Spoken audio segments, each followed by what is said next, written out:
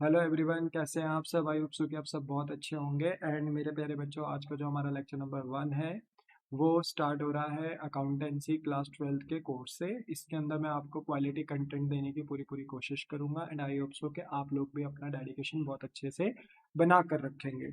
मेरे प्यारे बच्चों, अगर मैं डायरेक्ट इधर उधर की बात ना करते हुए टू द पॉइंट अगर बात करूँ, तो क्लास 12th का जो कोर्स है उसके अंदर सबसे ज़्यादा इंपॉर्टेंट होता है कि स्टूडेंट को ये पता रहे कि हमारे अकाउंटिंग का सिलेबस क्या है। तो अकाउंटिंग का सिलेबस जो है बेटा, आपका जो डिवाइड है वो 4 यूनिट के अंदर डिवाइड है, which is known as unit 1, which belongs to accounting for partnership firm, जो कि एग्जाम में 36 मार्क्स की पूछी जाती है।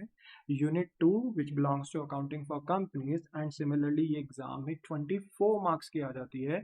तो 36 मार्क्स एंड 24 मार्क्स, टोटल कितना हो गया? 60 मार्क्स। एग्जाम में ये दोनों यूनिट पार्ट ए के अंदर पूछी जाती है। यानी जब आप बोर्ड एग्जाम से में अपना पेपर देने जाएंगे तो पेपर के अंदर दो पार्ट्स होते हैं, पार्ट ए पार्ट बी। तो जो पार्ट ए है इसके अंदर यूनिट 1 एंड यूनिट 2 के क्वेश्चंस आपसे पूछे जाएंगे। वहीं यूनिट 3 आपके पास फाइनेंशियल स्टेटमेंट एनालिसिस है, जो कि एग्जाम में 12 मार्क्स की पूछी जाती है। और यूनिट 4 जो है वो बिलोंग है CFS यानी कैश फ्लो स्टेटमेंट से। ये एग्जाम में आपसे 8 मार्क्स का पूछा जाता है। बेसिकली ये दोनों units, unit 3 and unit 4, part B के अंदर एग्जाम में पूछा जाता है। ठीक है, और क्योंकि 12 मार्क्स एंड 8 मार्क्स ये कैरी करते हैं, तो पार्ट बी आपका कितने मार्क्स का हो गया? 20 मार्क्स का।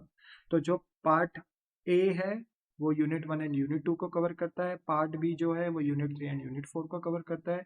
तो टोटल मिलाकर बेटा पार्ट ए और पार्ट बी आपका 80 मार्क्स का हो जाता है। पार्ट ए आपका 60 मार्क्स का और पार्ट बी आपका 20 मार्क्स का। ठीक है, तो 80 मार्क्स का ये पेपर बनता है। तो इसलिए आपको अपना सिलेबस बहुत अच्छे से पता होना चाहिए। अब देखो, हमारा जो लेक्चर है बेसिकली, आज के लेक्चर में तो मैं आपको सिलेबस और रूल्स ऑफ अकाउंटिंग के बारे में समझाऊंगा। पर हमारा जो प्रॉपर जो लेक्चर है वो यूनिट 1 से स्टार्ट होगा, जहाँ पे बेसिकली हम अकाउंटिंग फॉर पार्टनरशिप फर्म के बारे में पढ़ेंगे। अकाउंटिंग फॉर पार्टनरशिप फर्म के अंदर टोटल कितने चैप्टर हैं? 7 चैप्टर्स हैं, जो आपको इंडिविजुअली हर एक चैप्टर को बहुत अच्छे से देखते हुए चलना पड़ेगा। मेरे बच्चे यहाँ पर, क्योंकि ये सबसे ज्यादा मार्क्स कैरी करता है एग्जाम में, तो आप यहाँ पर बिल्कुल हर एक चैप्टर को बोलते हैं ना, इन डेप्थ पढ़ोगे, अच्छे से पढ़ोगे। ठीक है, जिससे कि अगर कोई भी क्वेश्चन यहाँ से लिया जाए तो आप उसको कर पाए। यूनिट 2 में बेटा अकाउंटिंग फॉर कंपनीज में आपके पास दो चैप्टर है, accounting for share capital, accounting for debenture. और अकाउंटिंग फॉर डिवेंचर के अंदर बेटा कोविड से पहले दो चैप्टर्स आते थे, issue of debenture, redemption of debenture. But जब हमारे देश में कोविड जैसी पेंडेमिक सिचुएशन आई, तो बेटा उसके बाद पूरे देश में इम्पैक्ट पड़ा। तो आपको पता है स्कूल उस टाइम पर बंद हो चुके थे, तो घर से ही पढ़ाई हो रही थी। तो उस टाइम पर स्टूडेंट्स के ऊपर लोड ज़्यादा ना आए, तो सिलेबस थोड़ा रिड्यूस कर दिया गया था, इसलिए ये आज तक चल रहा है। इसलिए रिडम्पशन ऑफ डिवेंचर एग्जाम्स में नहीं पूछा जाता है, but yes, issue of debenture आपके एग्जाम में आता है, तो ये आपको देखना है। यूनिट 3 में अगर हम देखें तो फाइनेंशियल स्टेटमेंट एनालिसिस के अंदर आपके पास 4 चैप्टर हैं। ठीक है, ये चारों चैप्टर आपको देखने हैं। जैसे फाइनेंशियल स्टेटमेंट कंपनी की क्या होती है, फाइनेंशियल स्टेटमेंट एनालिसिस क्या होता है, टूल्स कौन कौन से अवेलेबल है फाइनेंशियल स्टेटमेंट को एनालिसिस करने के लिए, अकाउंटिंग रेशियोज क्या होता है। एंड फिर आपके पास यूनिट 4 है, which is known as cash flow statement. तो ये यूनिट 4 भी और अपने आप में चैप्टर भी है। तो ये सब आपको गो थ्रू करना है, और जैसे आप ये गो थ्रू कर देंगे तो आपका सिलेबस पूरा का पूरा कंप्लीट हो जाएगा। ठीक है, तो आपके पूरी क्लास 12th की जर्नी में मैं आपके साथ रहूंगा, और ये सारे के सारे चैप्टर मैं आपके टिप पे रख सकूं, उसमें मैं आपकी पूरी पूरी हेल्प करूंगा। अच्छा, अब देखो जाए तो 80 मार्क्स का पेपर तो बनता है, पर पेपर तो 100 मार्क्स का है। देखो, रिटर्न जो बोर्ड मार्क्स में आता है वो 80 मार्क्स का है, पर 20 मार्क्स का ना आपका स्पेसिफिकली प्रोजेक्ट वर्क यानी प्रैक्टिकल होता है। तो उसमें प्रोजेक्ट फाइल 4 मार्क्स की बनती है, रिटर्न टेस्ट आपका 12 मार्क्स का होता है, और वाइवा वाइस 4 मार्क्स का होता है। तो याद रखना, ये मार्क्स आपके स्कूल के हाथ में होते हैं। तो आप अपने स्कूल वालों के साथ भी थोड़ा सा बढ़िया तरीके से बना के रखना कि 20 में से 20 मिल जाए, तो 20 में से 20 मिल जाएंगे। बाकी आप अगर मेरे लेक्चर को सीरियस और डेडिकेटेड तरीके से देखते हो, तो 80 में से 80 आप यहाँ पे भी ला सकते हो। तो आराम से 100 मार्क्स स्कोर करे जा सकते हैं, और टारगेट अपना 100 मार्क्स का ही बनाना है। 100 आउट ऑफ 100 के लिए सोचोगे तो 90 अबव मार्क्स आएंगे। ठीक है, और याद रखना, 100 आउट ऑफ 100 अकाउंट्स में आ जाते हैं, और आते आते भी हैं, और लाना बहुत इजी भी है। बस एक तरीका होना चाहिए हर चीज को पढ़ने का। ठीक है, तो वो वे मैं बताऊंगा, पर चलना आप ही को ही है। ठीक है, मेहनत आप ही को करनी है। अच्छा देखो, नेक्स्ट है आपका रूल्स ऑफ अकाउंटिंग। देखो रूल्स ऑफ अकाउंटिंग करना ना आपके लिए बहुत इंपॉर्टेंट है। अब देखो अगर अकाउंट्स पढ़नी है, जैसे हम अपना यूनिट 1 स्टार्ट करेंगे नेक्स्ट लेक्चर में, ठीक है, अकाउंटिंग फॉर पार्टनरशिप, उसके अंदर हम अपना पहला चैप्टर देखेंगे फंडामेंटल ऑफ पार्टनरशिप। और पहला ही क्यों, जितने भी चैप्टर 7 चैप्टर्स जो अकाउंटिंग फॉर पार्टनरशिप फर्म के अंदर है, जब हम उन्हें देखेंगे तो हर एक चैप्टर में अकाउंटिंग के रूल्स लग रहे होंगे, ठीक है। अब देखो हर बारी तो मैं आपके साथ वो रूल डिस्कस नहीं कर सकता, क्योंकि मुझे आपको वहाँ कंसेप्ट भी समझाने होंगे। तो इसलिए ना अकाउंटिंग के जो नियम है वो हम पहले ही अपने क्लियर करते हुए चले तो बेहतर है। देखो रूल्स ऑफ अकाउंटिंग अगर देखें तो एक स्टूडेंट एक अकाउंटेंट के लिए बहुत इंपॉर्टेंट होते हैं। और इसमें देखो देखें तो हमारे पास दो तरीके के रूल्स होते हैं, एक मॉडर्न रूल्स और ट्रेडिशनल रूल। कोई भी रूल आप फॉलो कर सकते हो और किसी भी रूल को फॉलो करते हुए आप अपनी अकाउंटिंग कर सकते हो। पर ऐसा देखा जाता है कि जनरली मॉडर्न रूल्स को लोग ज़्यादा पसंद करते हैं क्योंकि ये easy to understand and apply होते हैं। जैसे कि अगर देखें तो मॉडर्न रूल कहता है कि अकाउंटिंग के 5 पिलर होते हैं, ठीक है। 5 पिलरों पे अकाउंटिंग खड़ी है, asset, expense, income, liability and capital, ठीक है। तो एसेट्स आपको पता है प्रॉपर्टीज, ठीक है, बिजनेस के वो एसेट्स जिनको बिजनेस यूज करती है अपने बिजनेस को चलाने में, ठीक है। दो तरीके के एसेट्स होते हैं, non current asset, current asset है ना, पड़ा होगा, long term asset, short term assets, वो एसेट जो 12 महीने से ऊपर के लिए यूज हो बिजनेस में, वो नॉन करंट एसेट होते हैं। वो एसेट जो बिजनेस में एक साल के अंदर अंदर यूज हो जाए या कैश में कन्वर्ट हो जाए, वो एसेट्स आपके शॉर्ट टर्म यानी करंट एसेट्स होते हैं। तो एसेट्स चाहे नॉन करंट एसेट्स हो चाहे करंट एसेट्स हो, अगर वो इंक्रीज हो रहे हैं, हम उन्हें बाय कर रहे हैं, खरीद रहे हैं, बिजनेस के लिए प्रॉपर्टी जोड़ रहे हैं, तो उनके बैलेंस डेबिट होते हैं, ठीक है। और देखो अपोजिट करना कितना आसान है, एसेट बढ़ते हैं तो डेबिट और घटेंगे तो फिर क्या करें। तो देखो अकाउंट्स ना बात किस लैंग्वेज में करता है, डेबिट एंड क्रेडिट में, है ना। देखो हम इंडिया में, हम ज्यादातर लैंग्वेज इंडिया में कौन सी बोलते हैं, हिंदी। जैसे हम नॉर्थ एरिया में तो हम हिंदी बोलते हैं, ठीक है। तो वैसे ही बोलते हैं ना कि अगर आप स्पेन में जाओगे तो वहाँ स्पेनिश है, रशिया में जाओगे रशियन लैंग्वेज है, चाइना में जाओगे चाइनीज लैंग्वेज है। हर एक अपने देश की अपनी लैंग्वेज होती है ना, वैसे अकाउंट्स की भी अपनी एक लैंग्वेज है। डेबिट क्रेडिट में बात करता है। तो एसेट्स बढ़ेंगे तो डेबिट, और एसेट घटेंगे तो उल्टा हो जाएगा, क्रेडिट हो जाएगा, डेबिट के बजाय पर क्रेडिट हो जाएगा। वैसे ही अगर एक्सपेंस है, अब देखो बिजनेस चलाने के लिए हमें सिर्फ एसेट ही थोड़ी खरीदने होते हैं, एक्सपेंसेस भी तो करने होते हैं, खर्चे भी तो करने होते हैं। अब खर्चा अगर हम करेंगे तो खर्चा करने के लिए, खर्चा जब हम करते हैं बिजनेस में, एक्सपेंस इंक्रीज होते हैं तो उनको भी डेबिट ही किया जाता है, ठीक है। हाँ अगर एक्सपेंस डिक्रीज हो जाए, इंक्रीज ना होकर डिक्रीज हो जाए, तो डेबिट के बजाय पर कैसा बैलेंस हो जाता है, क्रेडिट बैलेंस हो जाता है। वहीं पे अगर मान लो बिजनेस ने कोई इनकम अर्न करी, ठीक है, कोई कमाई करी, कमाई बिजनेस की बढ़ रही है तो क्रेडिट बैलेंस, और कमाई अगर घट जाए, डिक्रीज हो जाए, तो फिर डेबिट हो जाता है, उल्टा हो जाता है, ठीक है। अच्छा लायबिलिटी अगर बिजनेस की बढ़ रही है, अच्छा लायबिलिटी क्या होता है, लायबिलिटी बिजनेस की देनदारी होती है, बिजनेस का ऑब्लिगेशन होता है। अगर बिजनेस ने कुछ भी उधार लिया है, चाहे वो गुड्स उधार लिए हो, गुड्स पता है ना, वो आर्टिकल, वो थिंग, वो चीज जिसमें बिजनेस डील करती है। अगर मेरा कपड़ों का बिजनेस है तो कपड़े मेरे लिए गुड्स है, अगर मैं फर्नीचर का बिजनेस करता हूँ, फर्नीचर मेरे लिए गुड्स है, अगर मैं ज्वेलरी का बिजनेस करता हूँ, ज्वेलरी मेरा गुड्स है, अगर मैं स्टील का बिजनेस करता हूँ तो स्टील मेरा गुड्स है, अगर मैं बोलते हैं ना कि प्लास्टिक का बिजनेस करता हूँ तो प्लास्टिक मेरे लिए गुड्स है। तो गुड्स मैंने उधार में लिए हैं, ठीक है, या मैंने कहीं से लोन लिया है तो वो मेरे लिए लायबिलिटीज है, ठीक है। और अगर मेरी लायबिलिटीज इंक्रीज होती है बिजनेस में तो उनके बैलेंसेस भी क्रेडिट करे जाते हैं। और अगर बैलेंस इंक्रीज नहीं हो रहा, लायबिलिटी का उल्टा हो रहा है, डिक्रीज, तो बैलेंस भी डेबिट यानी अपोजिट कर दिया जाता है। वहीं पे अगर ओनर बिजनेस में फंड इन्वेस्ट कर रहा है तो उसको कैपिटल बोला जाता है।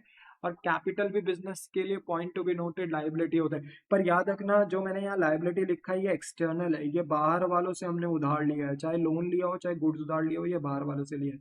और जो कैपिटल लगा रहा है ना वो अपना मालिक लगा रहा है, तो ये इंटरनल लायबिलिटी है, इसलिए इसको अलग से लिख दिया, ठीक है। तो कैपिटल अगर इंक्रीज हो रहा है, कैपिटल बढ़ रहा है तो क्रेडिट, और कैपिटल अगर घट रहा है तो डेबिट हो जाता है। बोलो क्या आपको इतनी बात समझ में आती है? द आंसर इज यस, ठीक है। बाकी कोई भी डाउट हो तो आप कमेंट सेक्शन में अपने डाउट्स लिख सकते हैं, बाकी जैसे ही मुझे टाइम मिलेगा तो मैं रिप्लाई कर दूंगा, ठीक है। बाकी स्क्रीन के नीचे आपको मेरा व्हाट्सएप नंबर भी दिख रहा होगा तो आप उसमें मुझे व्हाट्सएप भी कर सकते हो। अच्छा देखो, फिर इसके बाद मेरे प्यारे बच्चों हमारे पास एक दूसरा रूल भी होता है, ट्रेडिशनल रूल। तो ट्रेडिशनल रूल कहता है कि मेरा मानना है कि अकाउंट्स 5 पिलर पे नहीं 3 पिलर पे खड़ी होती है। मतलब ये जो 5 इसने अकाउंट बनाकर मॉडर्न रूल में अपने रूल्स को एक्सप्लेन किया, वैसे ही ट्रेडिशनल रूल इन पांचों अकाउंट को 3 अकाउंट में लेकर आ जाता है, which is known as real, personal and nominal. Real account cover करता है सारे के सारे एसेट्स, पर्सनल कवर करता है सारी के सारी liabilities, and nominal account cover करता है सारे के सारे इनकम्स एंड एक्सपेंसेस। अगर प्राइमा फेसी ऊपरी तौर से बोलो तो यही है। सारे एसेट्स कहाँ जाते हैं? रियल में। सारी लाइबिलिटीज कहाँ जाती हैं? पर्सनल में। और सारी इनकम्स एंड एक्सपेंसेस कहाँ जाते हैं? नॉमिनल में। हाँ, वो कुछ एक्सेप्शन है, जैसे कुछ एसेट्स लाइक बैंक डेटर या कोई रिप्रेजेंटेटिव पर्सनल नेचर के अकाउंट होते हैं, जैसे आउटस्टैंडिंग इनकम या प्रीपेड एक्सपेंस या एक्रूड इनकम, ये भी एसेट होते हैं, तो ये रियल में नहीं आते, ये कहाँ जाते हैं? पर्सनल में जाते हैं। ठीक है, तो ये एक एक्सेप्शन है। बाकी तो real account cover all the asset, personal account cover all the liabilities, and nominal account cover all the income and expenses of a business. ठीक है, अच्छा देखो रियल अकाउंट का रूल क्या है। रियल अकाउंट कहता है debit what comes in, credit what goes out. जो एसेट आएगा वो डेबिट करो, जो एसेट जाएगा क्रेडिट करो। हमने यहाँ पर भी तो यही पढ़ा, जो एसेट आएगा वो debit, increase in the asset debit, और decrease in the asset credit. वही जो हमने यहाँ पढ़ा वही बात यहाँ पर भी है। अच्छा, पर्सनल अकाउंट देखो, पर्सनल अकाउंट वैसे 3 तरीके के होते हैं। ठीक है, एक होता है आपके पास रियल पर्सनल, आर्टिफिशियल पर्सनल और रिप्रेजेंटेटिव पर्सनल। ठीक है, रियल पर्सनल अकाउंट क्या होता है? देखो, रियल पर्सनल अकाउंट वो होता है कि ऐसी देनदारी या लेनदारी, या तो हमने किसी को पैसा देना है या तो किसी से पैसा लेना है, पर जिनको पैसा देना है या लेना है वो लोग एक रियल ह्यूमन बींग्स हैं, जैसे राम, श्याम, मोहन, राकेश, ठीक है, सीता, गीता, ये एक रियल पर्सन है, लिविंग ह्यूमन बींग। तो यहाँ पर ये रियल पर्सनल अकाउंट में आता है। तो अगर आपको किसी व्यक्ति विशेष का कोई अकाउंट दिख गया तो वो रियल पर्सनल यानी पर्सनल अकाउंट में आता है। दूसरा होता है आर्टिफिशियल पर्सन, यानी आपको ऐसे लोगों को पैसा देना है या लेना है जो एक लीगल एंटिटी है, लॉ ने उनको एक सेपरेट लीगल एंटिटी दी है, ठीक है, पहचान दी है। जैसे कि SBI, state bank of India, एक क्या है? लीगल पहचान। ठीक है, अच्छा, पीएनबी, पंजाब नेशनल बैंक, एक लीगल पहचान है, एक लीगल एंटिटी है। रिलायंस कंपनी एक लीगल एंटिटी है, टाटा कंपनी एक लीगल एंटिटी। तो कहने का मतलब है कि ऐसी ऑर्गेनाइजेशन है, ऐसे इंस्टीट्यूशन जिनको एक लीगल एंटिटी, सेपरेट एंटिटी माना जाता है, तो उनको हम आर्टिफिशियल पर्सनल कहते हैं, क्योंकि वो एक रियल ह्यूमन बीइंग नहीं है, तो उनको हम रियल पर्सनल में ना डालकर आर्टिफिशियल पर्सनल अकाउंट में डालते हैं। जैसे हमने एसबीआई बैंक को पैसा देना है क्योंकि हमने लोन लिया था, तो हमने उनको लोन का पैसा रीपे करना है, तो एसबीआई बैंक हमारे लिए क्या है? लायबिलिटी। पर वो लायबिलिटी रियल नेचर की नहीं है, क्योंकि वो किसी व्यक्ति विशेष संबंध से नहीं है। हमने राम, श्याम, मुकेश से थोड़ी लोन लिया, हमने एसबीआई से लोन लिया, एक इंस्टीट्यूशन से लोन लिया, इससे आर्टिफिशियल पर्सनल में चला जाएगा। मान लीजिए हमने रिलायंस कंपनी से पैसा लेना है, लेट सपोज हमारा बिजनेस है पार्टनरशिप का, हमने रिलायंस कंपनी के साथ कुछ ट्रेड व्यापार करा था और अब हमें रिलायंस कंपनी से पैसा लेना है। तो रिलायंस कंपनी से पैसा लेना है तो किसी व्यक्ति से थोड़ी लेना है, एक ऐसी इंस्टीट्यूशन, एक ऐसी संस्था से लेना है जिसको एक लीगल एंटिटी, लीगल आइडेंटिटी दी गई है, एक सेपरेट आइडेंटिटी दी गई है, किसने? लॉ ने। तो इसलिए वो आर्टिफिशियल पर्सनल में चला जाएगा, रिलायंस। ठीक है, एक होता है रिप्रेजेंटेटिव पर्सनल, मतलब ऐसे अकाउंट जो किसी चीज को रिप्रेजेंट करते हैं, जैसे आउटस्टैंडिंग हो गया, चाहे आउटस्टैंडिंग एक्सपेंस हो, चाहे आउटस्टैंडिंग इनकम हो। ठीक है, एक्रूड एक्सपेंस हो या एक्रूड इनकम हो, प्रीपेड एक्सपेंस हो या प्रीपेड इनकम हो, ये किसको रिप्रेजेंट करते हैं? ये रिप्रेजेंट करते हैं एक्सपेंस एंड इनकम को। जैसे outstanding expense and outstanding income किसको रिप्रेजेंट करता है? ये करता है एक्सपेंस और इनकम को रिप्रेजेंट करता है, तो यहाँ रिप्रेजेंटेटिव पर्सनल में आके पर्सनल अकाउंट में आएंगे। एक्रूड एक्सपेंस और एक्रूड इनकम किसको रिप्रेजेंट करता है? ये करता है अगेन एक्सपेंस एंड इनकम को रिप्रेजेंट करते हैं, रिलेशन तो उनका वहीं से ही है ना, तो इसलिए रिप्रेजेंटेटिव पर्सनल में आ जाएगा। ठीक है ना, इस तरीके से। वैसे प्रीपेड एक्सपेंस प्रीपेड इनकम है, तो एक्सपेंस एंड इनकम से रिलेशन रखते हैं, इसलिए रिप्रेजेंटेटिव पर्सनल है। अच्छा, इनका रूल क्या होता है? Debit the receiver, credit the giver. जिनसे पैसे लेने हैं उनको डेबिट करो, जिनको देने हैं उनको क्रेडिट करो। तो यहाँ पे देखो, जिनसे पैसे लेने हैं वो एसेट होते हैं, ऑल एसेट्स आर डेबिट। जिनको पैसे देने हैं उन वो लाइबिलिटीज होती हैं, तो क्रेडिट। तो जो हमारा मॉडर्न कहता है वही हमारा ट्रेडिशनल भी कहता है। ठीक है, और nominal account cover all the income and expenses of a business. तो बिजनेस के जितने भी एक्सपेंसेस होते हैं उनको डेबिट करते हैं एज पर द नॉमिनल अकाउंट, और जितनी भी बिजनेस की इनकम्स होती हैं उनको हम क्रेडिट करते हैं एज पर द नॉमिनल अकाउंट। तो सेम बात यहाँ हमने मॉडर्न और गोल्डन रूल्स में पढ़ी थी कि सारी इनकम्स को क्रेडिट करो और सारे एक्सपेंस को डेबिट करो, तो ये हमने यहाँ पे भी पढ़ा। मतलब जो हमने मॉडर्न में पढ़ा है उसी को ही बोलते हैं ना कि हम 3 अकाउंट के थ्रू पढ़ते हैं, real, personal and nominal. I think so आपको ये पॉइंट क्लियर हो गया हो, ठीक है। अच्छा, नोट भी दिया है मैंने नीचे आपको, ठीक है। जैसे पर्सनल अकाउंट, रियल पर्सनल है ये, सॉरी यहाँ पे मेंशन नहीं है, बट ये रियल पर्सनल है। तो जैसे डेटर क्रेडिटर आ जाता है, जैसे राम, श्याम, मोहन, ठीक है, कोई व्यक्ति विशेष संबंध से अगर डेटर क्रेडिटर रिलेट करता है, व्यक्ति विशेष देख रहे हो ना, किसी पर्सन से रिलेट कर रहा है, तो इसलिए रियल पर्सनल में आता है। आर्टिफिशियल पर्सनल में मतलब डेटर और क्रेडिटर रिलेट करते हैं किसी बैंक या फाइनेंशियल इंस्टीट्यूशंस, ठीक है, लाइक एनबीएफसीज या कोई कंपनी। अच्छा, एनबीएफसीज क्या होते हैं? बैंक्स तो सबको समझ में आता है ना, जहाँ हम अपना पैसा डिपॉजिट भी कर सकते हैं, वक्त पड़ने पे निकाल भी सकते हैं, बैंक से लोन भी ले सकते हैं, वो बैंक्स होते हैं। पर एनबीएफसीज होती है नॉन बैंकिंग फाइनेंस कंपनी। ये वो फाइनेंस कंपनी होती हैं जो बैंक की तरह काम नहीं करती बट स्टिल लोगों को लोन देती हैं, ठीक है। जैसे आपने देखा होगा मुथूट फाइनेंस हो गया, पिरामिड फाइनेंस हो गया, है ना। तो ये कैसे बोलते हैं कि फाइनेंशियल कंपनीज हैं, ये लोगों का डिपॉजिट अपने यहाँ एक्सेप्ट नहीं करते। मतलब आप यहाँ अकाउंट नहीं खोल सकते, सेविंग करंट अकाउंट ओपन नहीं कर सकते, बट हाँ, अगर आपको लोन चाहिए तो आप वहाँ पर जाकर इन इंस्टीट्यूशन के पास जाकर लोन जरूर ले सकते हो। तो ऐसे फाइनेंस कंपनी को नॉन बैंकिंग फाइनेंस कंपनीज कहते हैं, ठीक है। बैंकिंग आपकी फाइनेंस कंपनीज होती हैं, और जो बैंकिंग एक्टिविटीज नहीं करती बट लोगों को लोन देने का काम करती है, that is known as non banking finance companies. और कंपनी जैसे रिलायंस, टाटा, विप्रो, इन्फोसिस, ये नॉर्मल कंपनीज होगी। तो ये सब आर्टिफिशियल पर्सनल में आती है। Representative personal you know very well, जो किसी न किसी चीज से रिलेट करते हो, जैसे आउटस्टैंडिंग एक्सपेंस और आउटस्टैंडिंग इनकम। एक्सपेंस और इनकम से रिलेट करता है। एक्रूड एक्सपेंस और इनकम, एक्सपेंस एंड इनकम से रिलेट करता है। प्रीपेड एक्सपेंस एंड इनकम, ये एक्सपेंस एंड इनकम से रिलेट करता है। कैपिटल ओनर फंड से रिलेट करता है। तो ये रिप्रेजेंटेटिव पर्सनल में जाते हैं। तो ये सब किसके अंदर आते हैं? पर्सनल के अंदर। तो ये मैंने एक एग्जांपल भी दे दिए, तो आप घर में जाके इसका रिवीजन कर सकते हैं। तो अगर आपको नोट मेकिंग करनी है ना, तो जहां जहां पर मैं पढ़ा रहा हूँ वहां वहां पे वीडियो पॉज करके आप नोट मेकिंग कर सकते हो, ठीक है। चलिए, बोलिए, क्या आपको बात समझ में आती है? यस। तो आज के लिए मैं इतना ही रखता हूँ, लेक्चर बहुत लंबे नहीं रखूंगा, आपका भी इंटरेस्ट बना रहे, ठीक है। अब मेरे बच्चे, हम अपना पार्टनरशिप फर्म स्टार्ट करेंगे और उसमें अपना चैप्टर नंबर 1 पढ़ेंगे नेक्स्ट लेक्चर में, यानी लेक्चर नंबर 2 में, which is known as fundamental of partnership. बोलो, क्या आपको बात समझ में आई? That's it. तो मेरे प्यारे बच्चों, तो आज के लिए हम अपनी क्लास यहीं पर ओवर करते हैं। बाकी अगर आपके कोई भी डाउट्स हो तो कमेंट सेक्शन पे आप अपना डाउट पूछ सकते हैं। एज फास्ट पॉसिबल मैं आपके डाउट्स का रिप्लाई करूंगा, और कोशिश करूंगा कि आपको कोई प्रॉब्लम ना हो, ठीक है।